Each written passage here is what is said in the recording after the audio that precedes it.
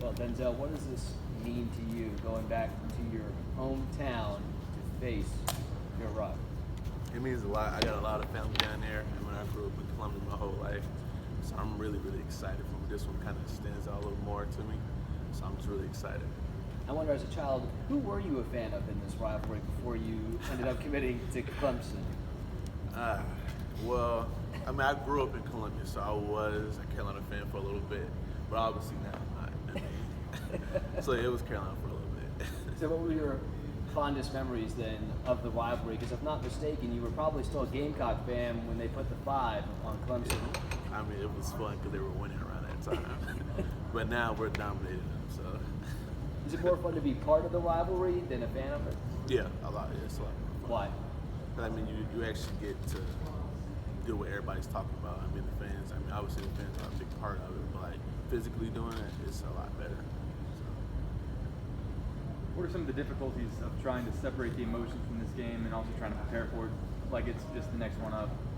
I wouldn't say it's really like anything difficult. It's kind of, it's really what, and I know in our mind it's really just like another game. It's not really anything different about it. Besides the rivalry. Even with all the history of this rivalry, though, and like you say, growing up in it, it's still not hard at all to separate all that stuff. I mean, no, it's not hard.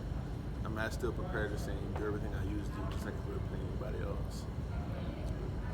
Is there any extra juice for you guys, considering what happened just last year to the secondary with what Jake Bentley was able to do? And if so, what's been the message this week amongst that back 7? Well, I mean, Sweeney brought it up to us a lot this week, but the message to that is just don't let it happen again. He kind of challenged the back 7 to do a better job than we did last year. Obviously, putting up that many yards on us wasn't really good, but. What do you think's been the key to your unit's success this season? I mean, last year compared to this year, it seems like it's night and day in the secondary. I would definitely say leadership has to come from right there, preparation, just all the little things we changed over time, especially from the spring. I'd probably say that. How did you feel after that game last year where you guys gave up all those passing yards? We felt obviously it was bad. I mean, we gave up a lot of yards, but I mean, it also helped us to get better. So. Was that motivating you this time around going back up against them? Yeah, of course. So did you have an offer from South Carolina? No, I did not. I only took official visit there. Is that, now that you're going back to Columbia, you didn't have an offer from them, is that kind of motivation that you to kind of prove something to them when you go back there? So? I don't really worry about food in Carolina. In terms of why you ended up coming here, it wasn't even a sure thing you would have a spot when they were talking to you. I mean, why did you keep the faith that Clemson would ultimately be the right destination for you and that they would be able to make a spot for you one day here? Because Coach Sweeney, when my officially met together with him and my family, and he was very sincere, very promising about it. And I could just feel it, I could see it in his eyes. So I would probably say Coach Sweeney. How did Reggie Shaw help you through the process? Because I believe he was your coach Yes, he helped back me. then. Yeah. Can you talk about your relationship with Coach Shaw and how he kind of helped you navigate these waters and get you really serious about what it would take to be a Tiger? Yeah, I mean, because he obviously has a lot of experience with situations like this with other athletes, but he was there every step of the way. He would kind of set up tutoring for me. I actually took a class with him. He would tell me all type of things about the future of Clemson and everything. So he was just there every step of the way. He helped a lot. What do you think you would say to your younger self now if you could go back in time when you were going through that process and probably had a lot of doubt? Something I always say to my little brother is focus on your grades. That's what I would say. I mean, I wasn't really big on my grades, so I'd probably say focus on my grades. That was one of the things that hurt me a lot. Are you thankful for going through that experience? Oh yeah, of course. I learned Why? a lot throughout. I learned a lot throughout. I'm able to realize how important grades really are. That was really the main thing I got out of this whole thing. And also for my little brother, I can just show him don't give up on anything. Just trust the process. And I meant to ask you earlier, since you said you grew up a Gamecock fan, how many in your family are still Gamecock fans, or have you been able to fully convert them to Clemson? Yeah, fully converted. Everybody's a Clemson fan now. it was a lot, believe it or not. It was a lot of Gamecocks fans, but a lot of Clemson now. Do you like going home and going through a little banter and trash talk with some of your old Love friends? It. Yes, I love it. I What's got a some- lot of friends that's Gamecocks fans now.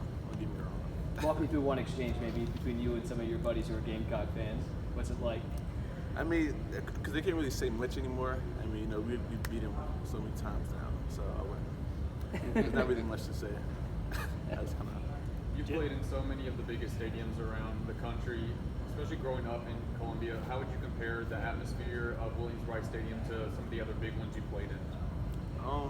Well, for me, because I mean, it's different because the fans there at USC. I mean, obviously they do trash us and everything, and at the other stadiums they didn't do that. So I mean, that should kind of speak for itself for that part.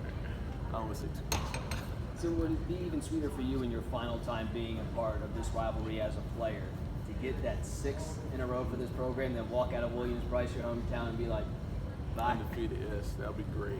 That's something I'm looking forward to too. Yes. You can hold up 6 fingers if you get that? Maybe. Do you have any friends on South Carolina team? Yeah, I do. Joseph, he's a punter. We went to high school together. Do you guys talk still throughout the season? Oh, yeah.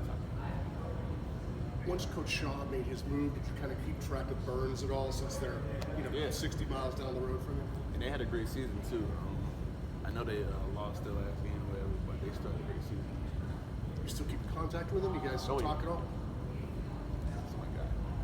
Denzell, what were your emotions like on senior day, and how special was it to you personally just to be able to set a new school record for consecutive home wins?